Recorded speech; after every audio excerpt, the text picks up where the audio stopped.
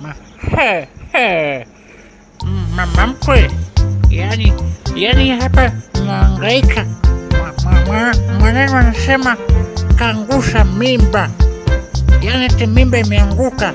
Nimetoka kutafuta mashambani, nimetafuta chini ya urungu, nimetafuta huko sebuleni, sioni. Yani mtoto wenu sijui na akili za wapi. Anasema kaangusha mimba. Kaangusha wapi sasa? Mama mkwe, nataka mje msaidie kutafuta. Mwanenu kaangusha mimba yake. Sasa sielewi, sijui katupa wapi, kaangusha wapi. Yani kaangusha wapi?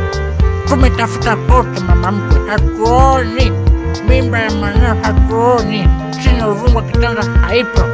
Nje hamna. Mama mkwe, ndo kusaidie kutafuta sasa. Naomba uje kunisaidia kutafuta mimba ya mwanao mama mkwe. Unasemaje wewe? Unasemaje? Mimba ya mwanangu imeanguka. Imeangukaje? Imeangukaje? Inaangukaje? Imepoteaje? Nimesikia vibaya, nimesikia vizuri. Eti imeanguka. Yaani mwanangu sijui alimokota wapi ili jogoo la bushi.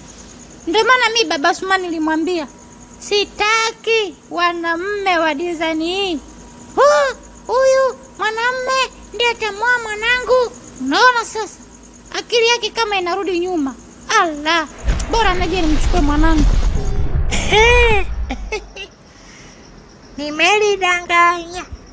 Nimelidanganya. Eti lifala kweli. Ili kweli la bushi. Jogoo la bushi aliwiki mjini. Eti mimba imepotea, linampigia eti mama mimba imepotea. Chefu. Jana mezima kama fuba tu kwanza, ndio maana mimi silitaki, silipendi. Eti mimba imepotea, imeanguka. Ashe, mama kazi anayo, kama ndo mkwe. Kaliokoteza jinimizi.